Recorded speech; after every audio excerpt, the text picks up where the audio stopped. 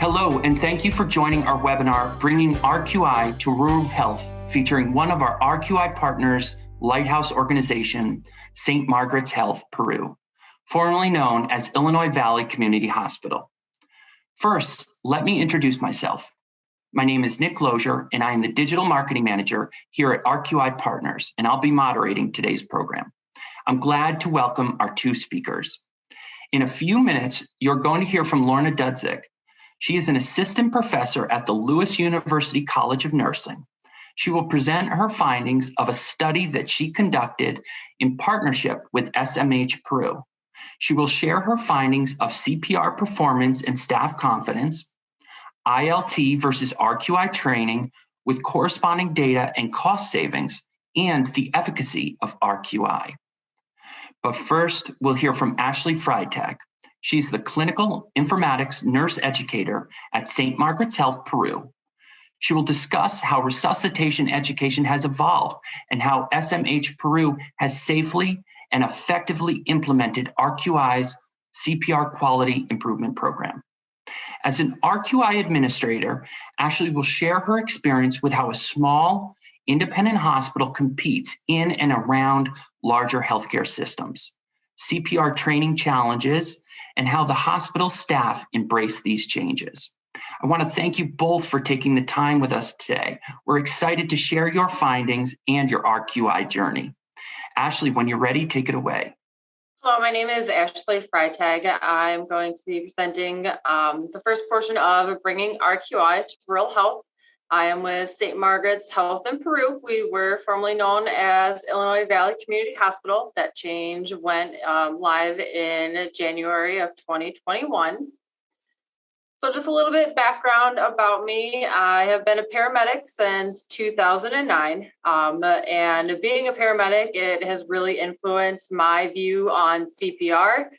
When American Heart first came out with at least 100 compressions, EMS kind of took that as a challenge and went full force with it.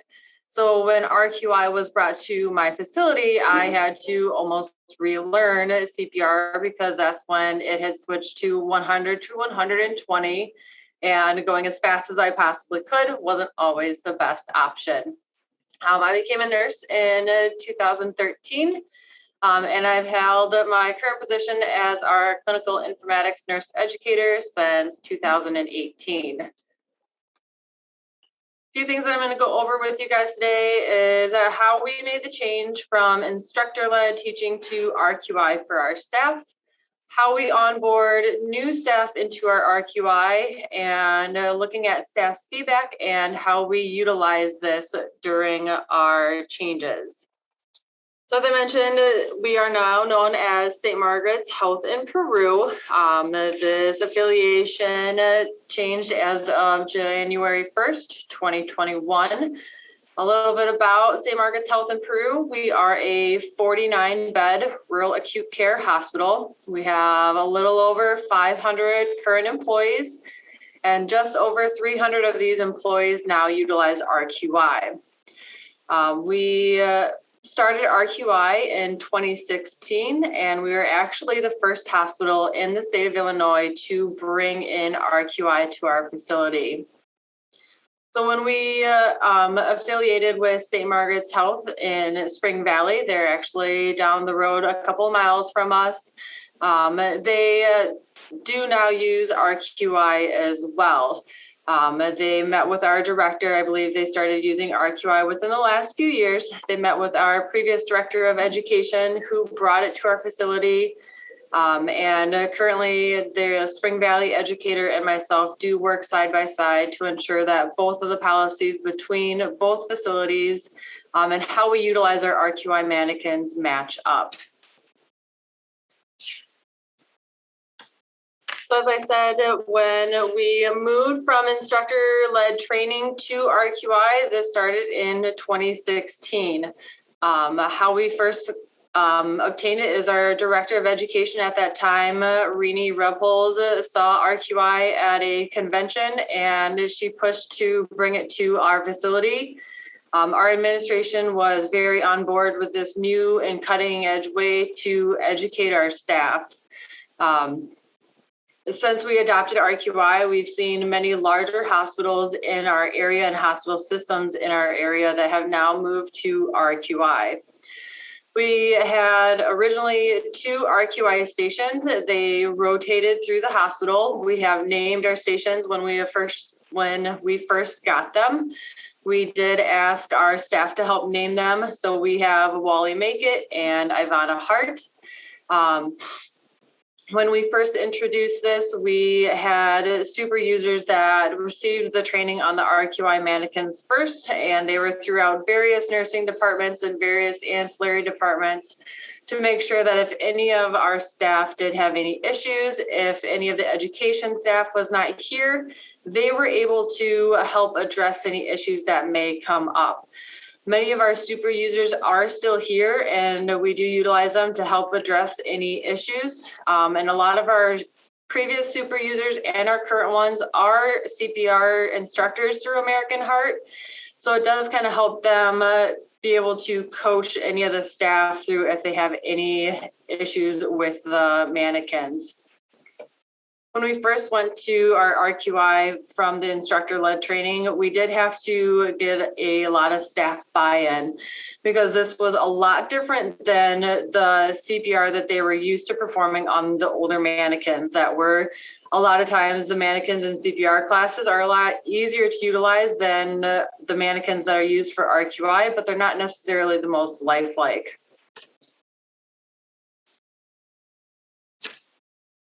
This year, we are, again, continuing to move away from that instructor-led training. It is much more cost-effective than our instructor-led training. If there is any hospital that is looking to go to RQI, I know it does seem like it's a larger cost up front, but I encourage them to kind of break down how much that they're actually having to spend on courses within 2 years to maintain their staff certification. So this year I was able to get our hospital to go to RQI for our ALS, which was formerly ACLS, and also PALS is now all included in our RQI instead of those instructor-led trainings. When I broke it down, the average cost for a student every 2 years is about $300 for them to be able to take each course. So that included about $300 for ACLS and $300 for PALS. And looking at the cost of how much it is for one student to be enrolled into RQI for those systems, it is much more cost effective. Previously, we had libraried ALS and PALS books. We would library about 30 of each of those. So those were almost $3,000 every 4 years that we were having to purchase. So that alone almost covers multiple students to be enrolled into our RQI. With this RQI, it also allowed staff to no longer have to take time off of work to be able to attend a CPR class. Most of our CPR classes were held during the week and during daytime hours, and our staff works all hours. We are a full functioning hospital, so we have night shifts and afternoon shifts. And we have ancillary departments or off-site clinics that come in and had to take that CPR class. So they would have to take time off the floor or off of their shift to come to these CPR classes. With us being a small hospital, our staff's time is very important to us. So we can't pull a whole floor and have them go to a CPR class. We need our staff to be able to take care of those patients. So, and with our merger with St. Margaret's Health, it did help us kind of readjust and pull in our off-hospital campuses. And we are now using our newest mannequin, which is it's the RQI Go, which is actually, this is our mannequin here at one of our doctor's offices. So all of our off-site campuses now do RQI as well, where previously they were the majority of our staff that were still taking our instructor-led classes. So as of July of 2021, we will no longer have any instructor-led BLS courses through our facility. All of our staff is going to be going through RQI. When a new employee is first brought into our facility, during their hospital-wide orientation, we do have them complete the prep assignment for RQI as long as their job requires them to have CPR. When they are first doing it, I make sure that either myself or someone else from our education department is able to go over the actual mannequin with them. We found that if maybe they started at a different time and weren't able to attend hospital-wide orientation and have someone go through the mannequin with them, they're not as comfortable with it as someone who has had the time taken with them for us to go over it. Most people come from those traditional instructor-led courses versus coming from RQI. The mannequins are a lot more particular. It wants very, very good CPR, and some people do not quite grasp that until they place hands on the mannequin and actually see what the mannequin wants. So the majority of our new employees are very, very impressed with our RQI. If they've ever performed CPR on a real life person, they say it's one of the closest things to performing CPR on a mannequin versus some of the older traditional mannequins that have been used. And then for our new employees, typically we've been tracking once they start with RQI and are either taught by either an education personnel or one of the super users, they tend to remain more on track than some of our staff who started an RQI from the very beginning and have kind of gone just through the steps of it. Recently, I sent out a survey just to get our staff's feedback on it, since we did update to the newest version of RQI, including the RQI One Stop. So over 80% of our staff that utilizes the RQI prefers it to the traditional, and they give a lot of positive feedback. So our RQI system has made it less intimidating to do CPR. So like I said, it is much more like a real person for the mannequin than the traditional ones. Another one is it's self-paced, it's flexible for scheduling workflow, it's very thorough, and keeps attention. It frequently builds confidence and skills. So because our staff completes a hands-on activity with the mannequins every 3 months, as opposed to the 2-year traditional CPR courses, it makes our staff feel much more comfortable that they are performing CPR correctly, and especially as changes come out. The RQI is easier to get completed quickly, and while at work, you don't have to schedule a class and go to it, and it takes a lot longer to complete.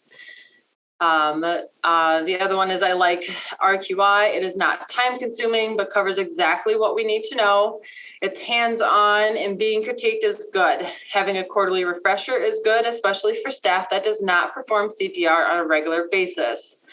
When I first took this position, I was originally an emergency room nurse. So CPR was part of our skills that we utilize, unfortunately, quite often. When I came into education, I had a kind of one-sided view and thought that, well, every nurse knows how to do CPR and every nurse has done CPR on a person. Well, that's not the case. And a lot of staff is actually intimidated to do CPR because traditionally they had only done the every 2-year courses, and it was just not enough to give them that confidence. Next one is it walks you through every step if you have never done CPR before. It also gives you live feedback to strengthen and improve your skill set. So we do utilize the prep assignments to help our new staff come into RQI, and or if they are newly certified and aren't necessarily 100% confident in their skills, we will put them into that prep assignment to give them that boost of confidence as a review. And it works better for my schedule, and I do not have to perform in a crowd. Most of our mannequins where we station them are in an area where staff can close the door, they can go in, they can do CPR on their own, and the system will give them feedback rather than an instructor giving them feedback. So it takes out that subjective view and allows them to feel like that they are able to do this correctly. with everything, we do have some non-positive feedback. So some have said that the mannequin is more difficult, and yes, it is more difficult than your traditional instructor-led course mannequins. One is it's too frequent and cumbersome to find time to complete. We do have staff that don't like the fact that it is every 3 months that they have to sign in and do something. But with our not so positive feedback, we do meet with them. If someone brings a complaint, we talk to them and get their feedback. Maybe they're just struggling with the mannequin, or maybe they're not so confident in the knowledge side of CPR, and we can sit down and kind of go over that with them. The other one is I have done CPR many times in my years with experience of saving lives and still struggle with the RQI training. It's too sensitive.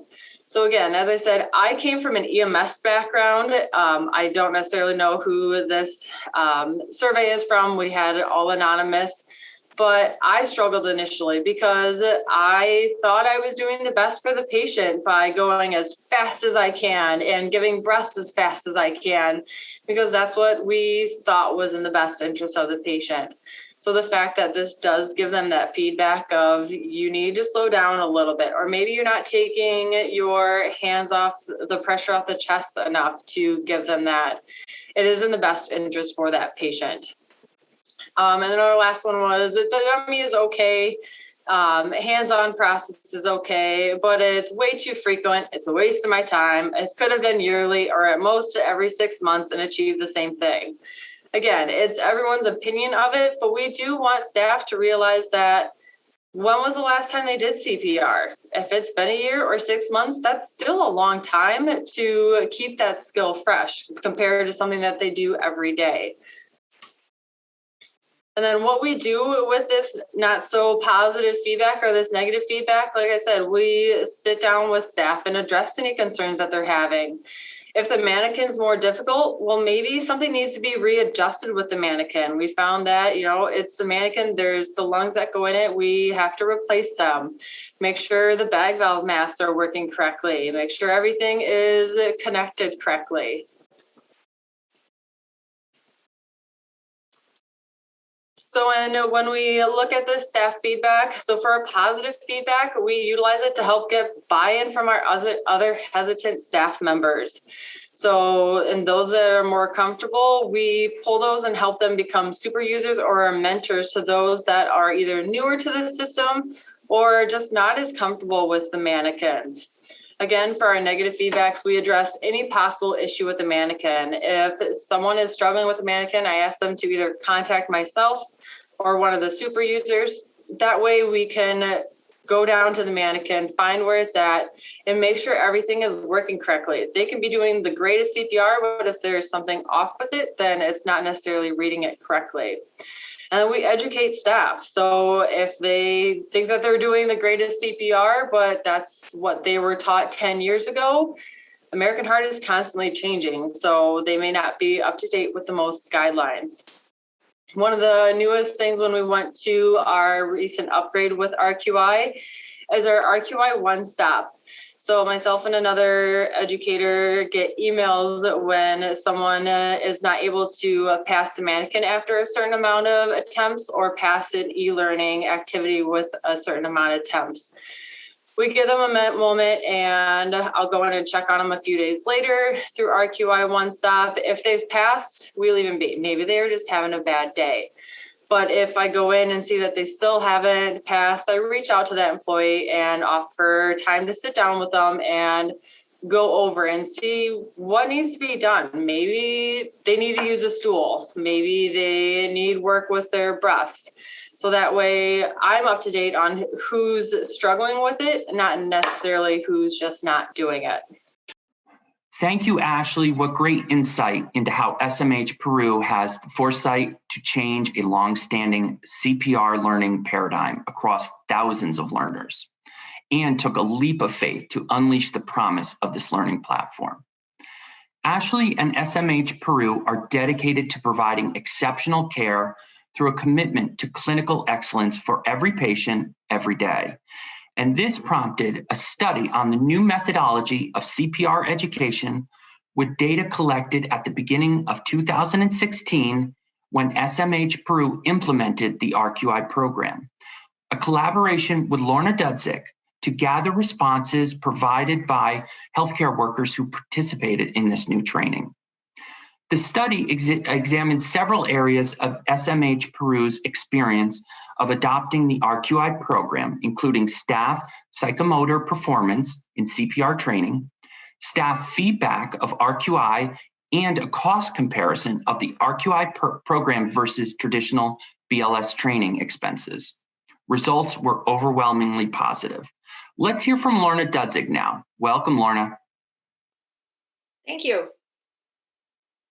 I'm honored to present my RQI research, which is titled Implementation of a Low-Dose, High-Frequency Cardiac Resuscitation Quality Improvement Program in a Community Hospital. A little background about myself. I'm currently an assistant professor at Lewis University College of Nursing, short distance from Chicago. I also work at Edward Hospital in the suburbs of Chicago as a data abstractor for the Get With the Guidelines resuscitation. I'm also a very avid ACLS instructor and the lead of the Code Blue task force in that hospital. I am recently a consultant for RQI partners as well. Throughout my career as a nurse, I've been in my fair share of inpatient Code Blues. Every single one of these intense memories are amplified by the raw reality of the tremendous challenge and responsibility laid before us as rescuers. Saving someone's life means every single minute can make all the difference between life and death. We are that patient's last hope. The other aspect of witnessing in hospital cardiac arrest resuscitation efforts is that far too often I have walked away dealing with a harsh reality. In my experience, although we had the best of intentions, the truth is we have not always performed at the highest CPR skill level. The bottom line is there is no place or acceptable excuse for dull, slow, or sloppy incompetence when it comes to executing life-saving BLS skills.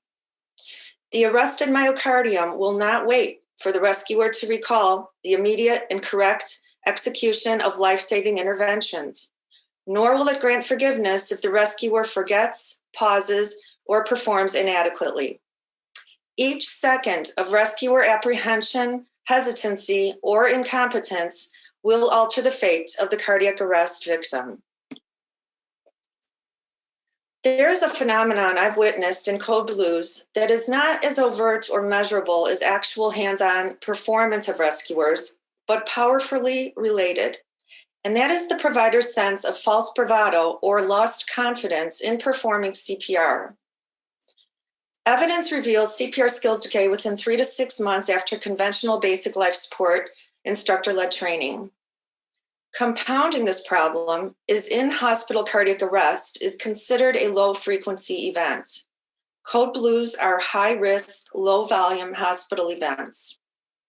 This creates a perfect storm of producing less than optimal CPR skills and devastating patient outcomes.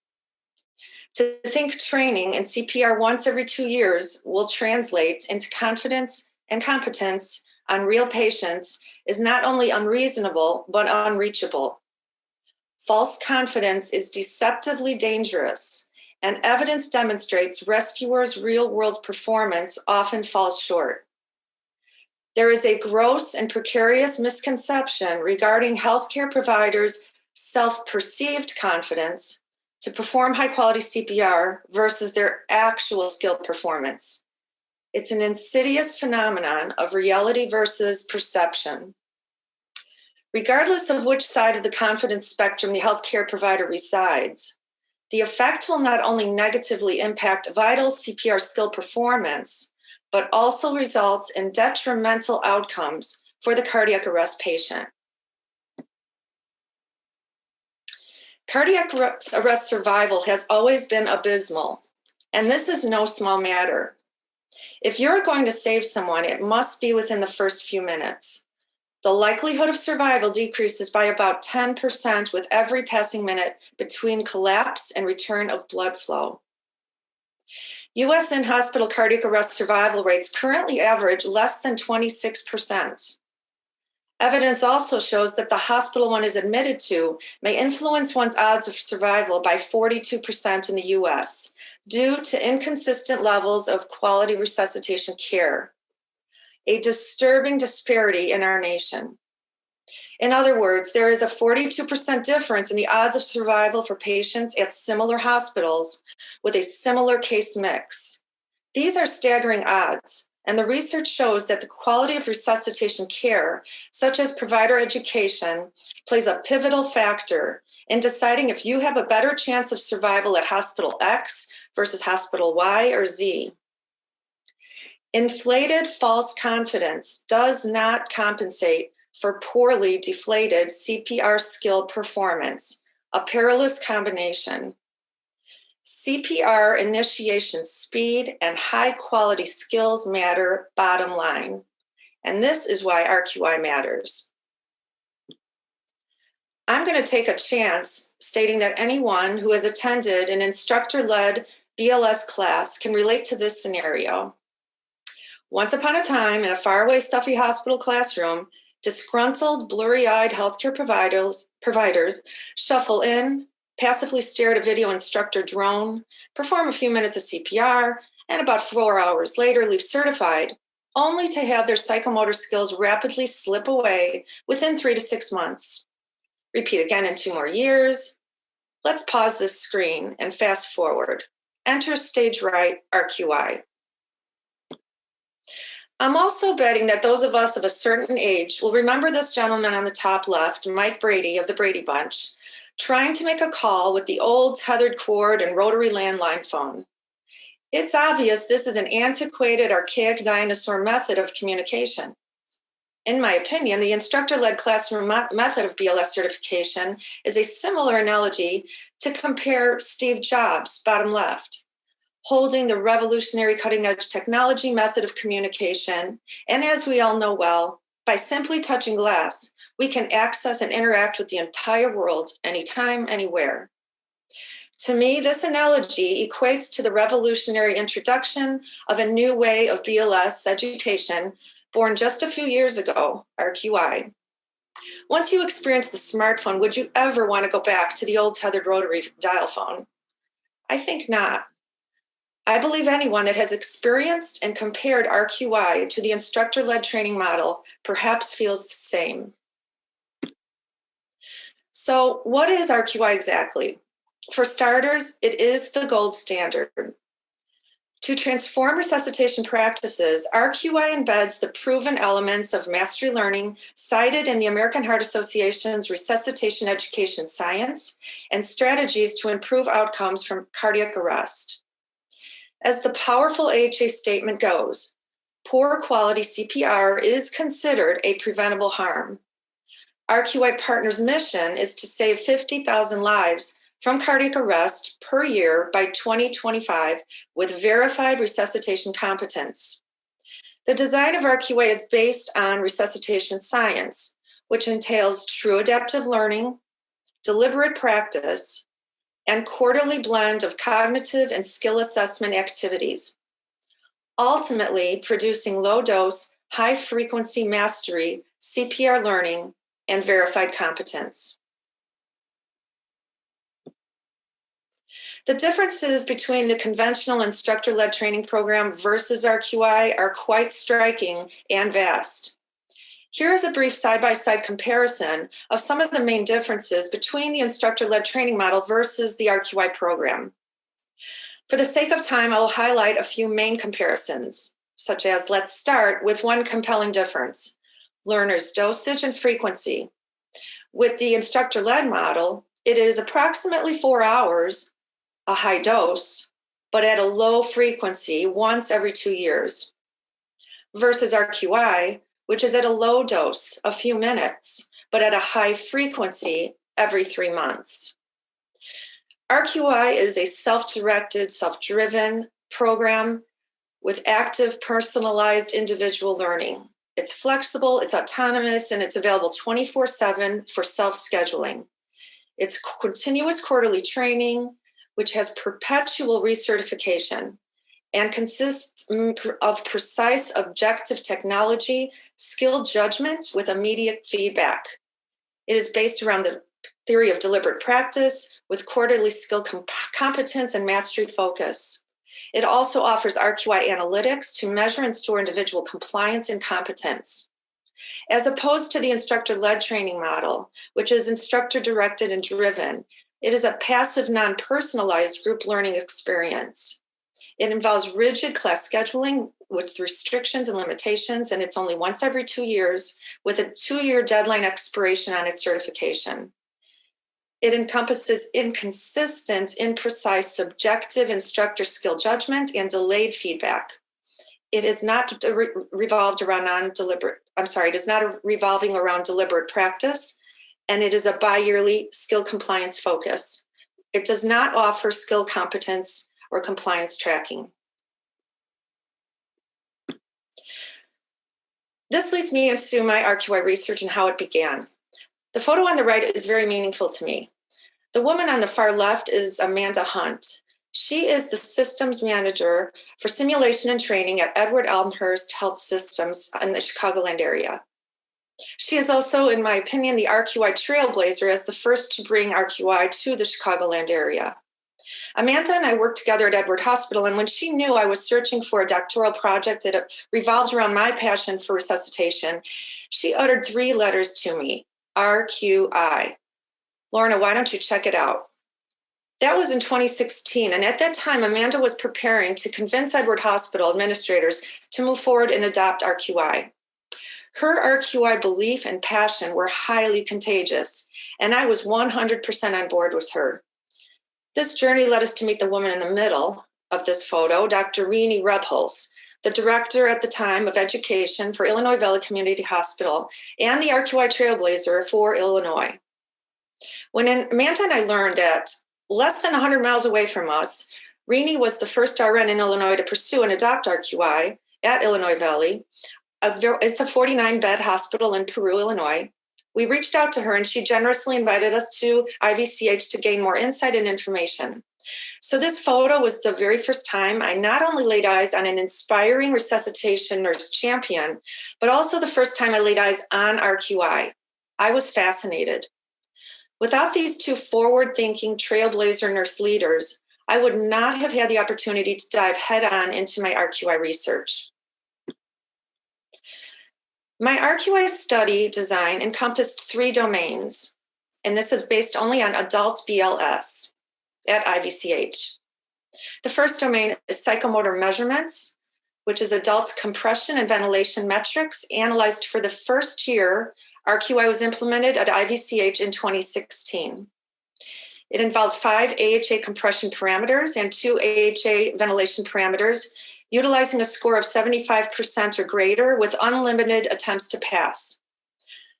Retrospective compression ventilation data was collected via HealthStream by Adam Cates, the IVC RQI Impact Manager for IVCH, and compiled into 2 categories.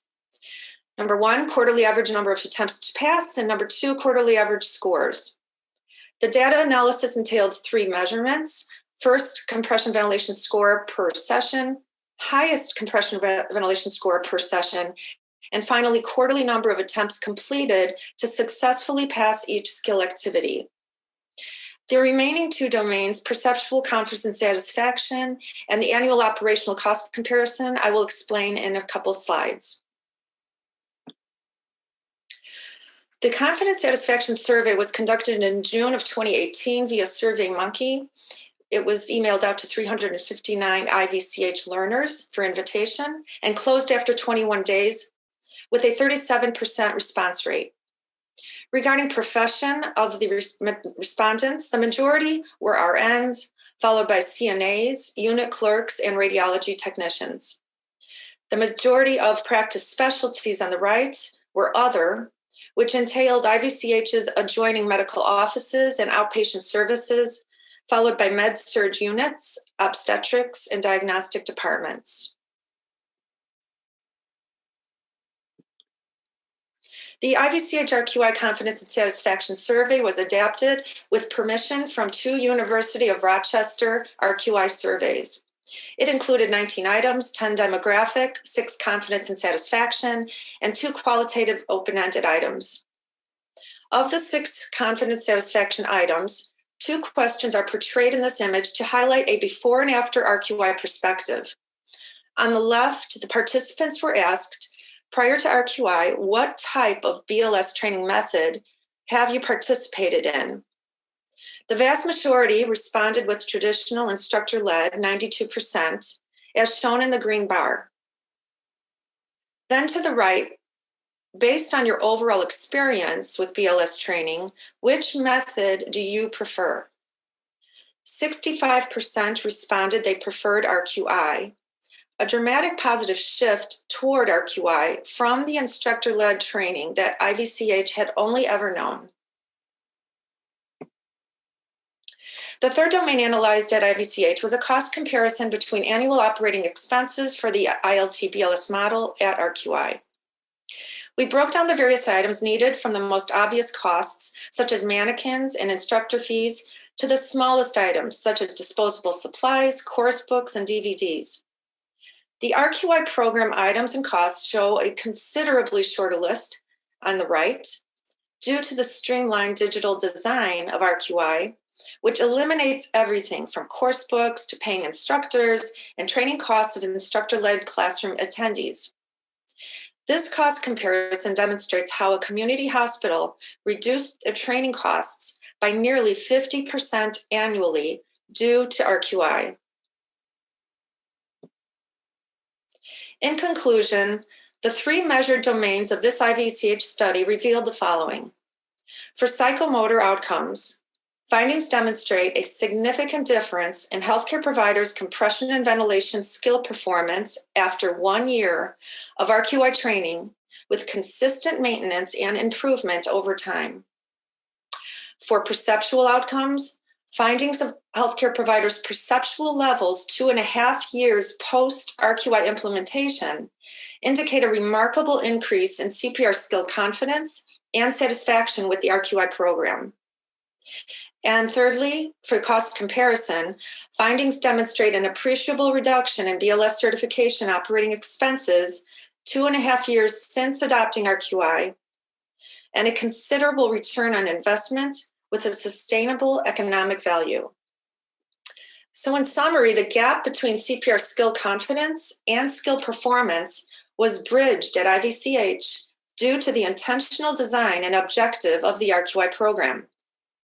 Consequently, the synergy of 2 crucial interwoven dynamics, competence and confidence, rose together to reach the ultimate end goal, to improve in-hospital cardiac arrest survival and outcomes. We were unable to analyze RQI's impact on in-hospital cardiac arrest patient outcomes, the Holy Grail. IVCH did not track in-hospital cardiac arrest data or participate in the American Heart Association's Get With the Guidelines Resuscitation Registry.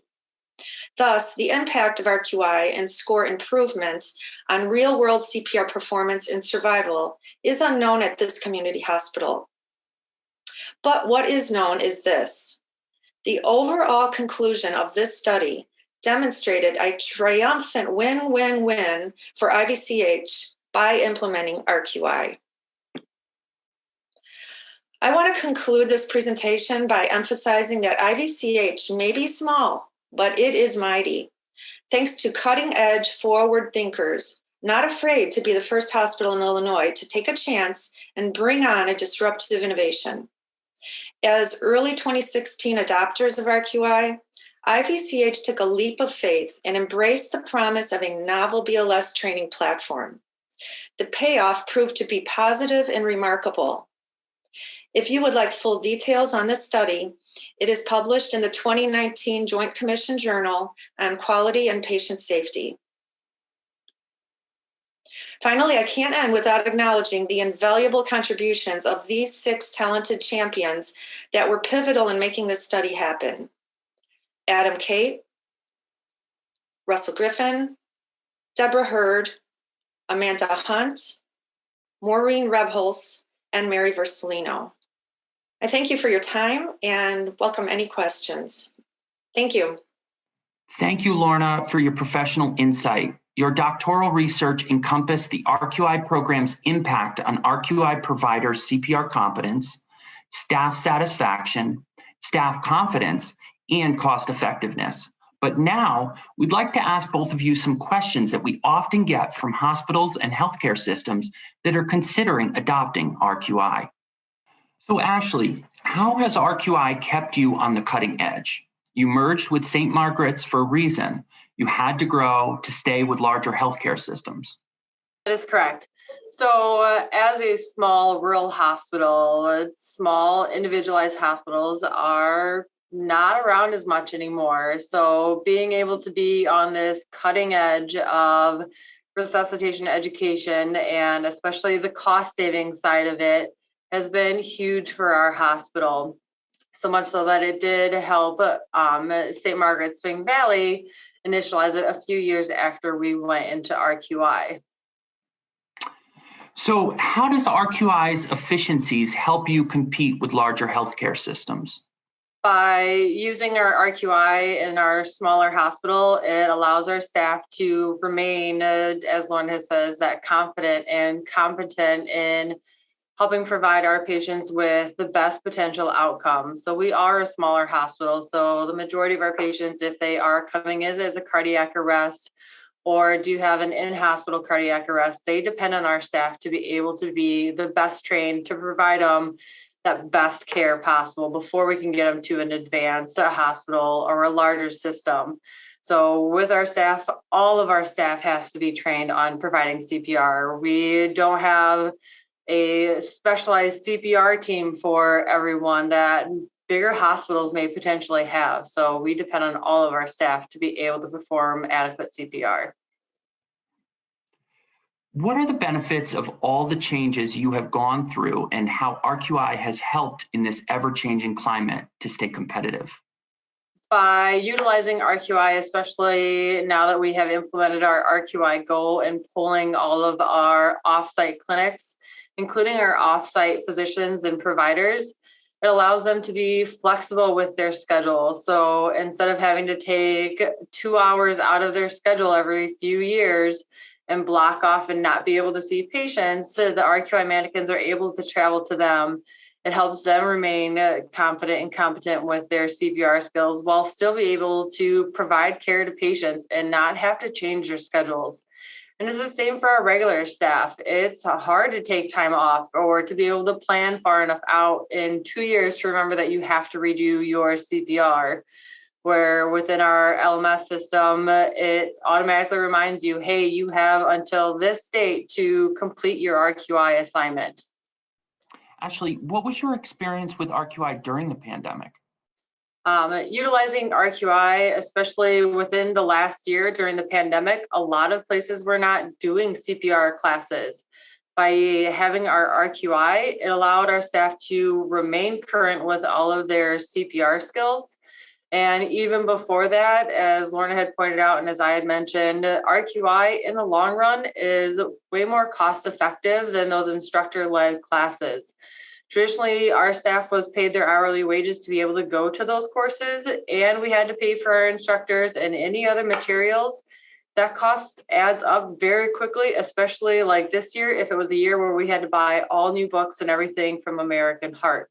So by able to use our RQI, it pulled our staff, kept them current, even in the midst of a pandemic where most facilities weren't able to maintain their current certifications and allowed them to lapse.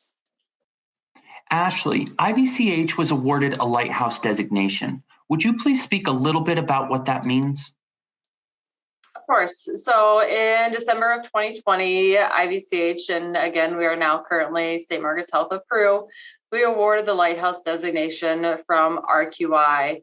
This was a huge accomplishment by our facility, and it speaks volumes for our previous director of education, Maureen Rebholz. She had that forefront to bring in RQI, as Lorna had said, that no one else had heard of before. And we're a small hospital, and it showed the entire state of Illinois that even as a small hospital, we can do these more advanced trainings and bring our staff the most updated way to provide CPR education. So being awarded this Lighthouse designation means a lot to us. So it shows that we can help other hospitals see that what we're doing is the best for our staff and the best for our patients. Thank you very much for answering those questions, Ashley. Lorna, we now have a couple of questions for you, and I'll start by asking, what was the background and significance of your study? Sure. I think one of the primary findings that I was very impressed with was we only analyzed 1 year of compression ventilation skill performance. We only looked at the very first year that IVCH took on this brand new disruptive innovation. So in just 12 months of something that was vastly different to this small community hospital, they showed significant improvement in those 2 life-saving skills. That was thrilling in itself. Then when we looked at the perceptual measurements of confidence and satisfaction, that survey wasn't done until 2018. And so we had 2.5 years of these learners experiencing RQI. So I was excited about that because now I had more than just 1 year to look at. I had 2.5 years to look at. And when those 37 response rates came in, which I was really excited about too, it was so exciting because it was very evident that they were not only showing improvement in their psychomotor skills, but they were showing improvement in their confidence, which is very, very important. So that was wonderful to see. And as we all know, if the frontline providers don't buy into something or don't enjoy something, it's not going to work. So we were also very excited to see what their satisfaction scores were with RQI after just 2.5 years of using it. And those were also very high. So it was just, again, a win-win-win there. And the other thing I want to comment about the significance of the findings at IVCH is it was a tremendously dramatic culture change for this particular hospital. Because when I met with Renee Repulse in 2016, she made it very clear to me, IVCH had only ever used the traditional instructor-led classroom model. They had not even used heart code, for instance. So they didn't even have that bridge of understanding, the more digital platform. So again, it was very impressive that these learners embraced RQI so quickly, in my opinion. And then, the cost comparison, I think Ashley really spoke about that greatly in her presentation and just now. Almost 50% annual reduction. That was also incredibly awesome to see. So it was, I was, as any researcher, I have nothing vested in IVCH. I was an outsider coming in, looking very objectively at this hospital.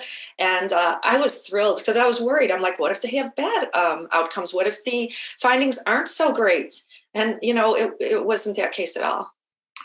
And what insight can you provide around psychomotor outcome measurements? Well, I think for one, when we did the analysis of the compression ventilation psychomotor metrics, it was based on science. So we took the parameters there's 5 compression parameters and 2 ventilation parameters that are embedded in the RQI program. They're embedded in the RQI mannequin. So one of the things I'm so impressed with about the RQI program, and Ashley alluded to this earlier, it truly forces the learner to perform at an excellence level. And so those very precise measurements are taken constantly. And when we looked at the data, we had precise, accurate data to know, were these learners indeed compressing at the right rate, depth, recoil, compression fraction ratio is also calculated into that, and then the ventilation rate and tidal volume. And so I was delighted too, because thanks to RQI's program, there's no room for error. The data is there. And so as a researcher, it made my job very easy, as well as Deborah Hurd, who did the statistical analysis. When Adam Cates pulled that data out of the RQI analytics, all we had to do was run numbers. And we knew that the data was exactly as the HA guidelines expect it to be, which change every 5 years. Another beautiful thing about RQI is every time the RQI guidelines change, it's immediately embedded into the RQI program. So that's another wonderful thing about the design of it. What are some of the likes and dislikes from the participants?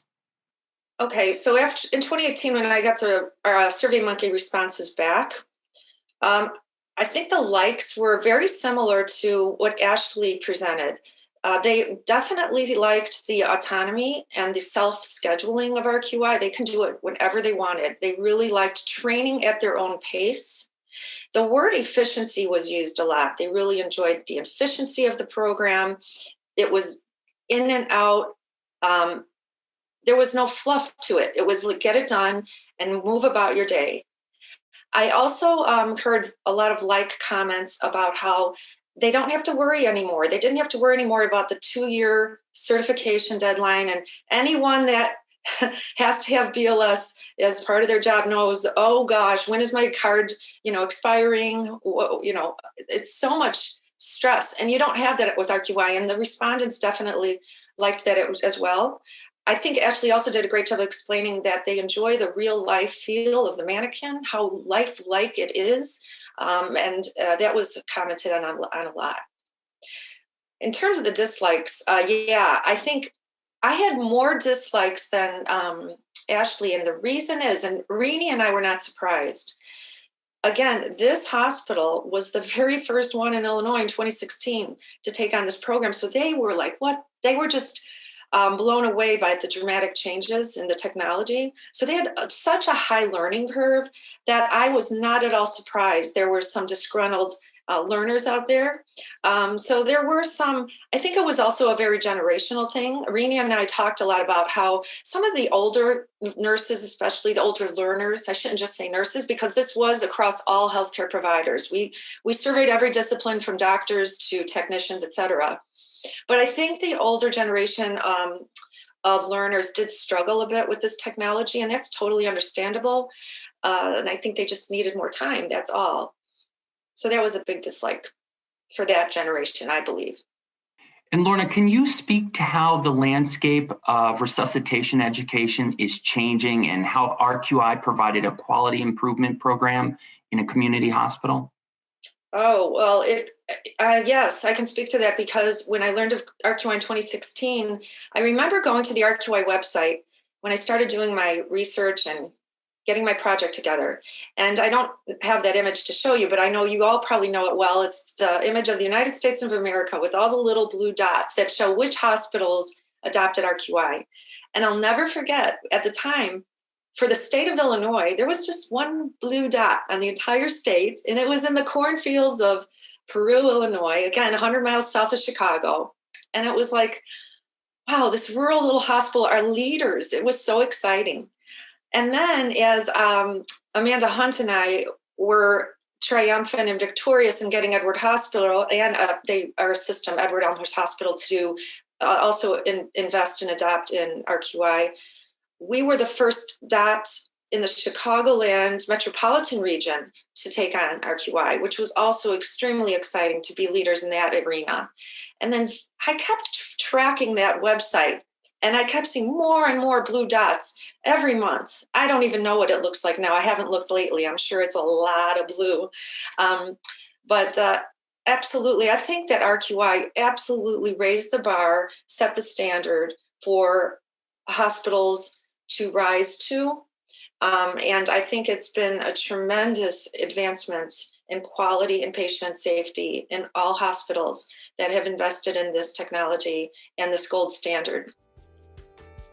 Thank you, Ashley and Lorna, for your time and your insight today. You are both assets to resuscitation education and the mission to save more lives from sudden cardiac arrest. To learn more about the RQI digital portfolio of American Heart Association programs backed by the technology of Laerdal Medical, visit rqipartners.com/life. Thank you again for watching.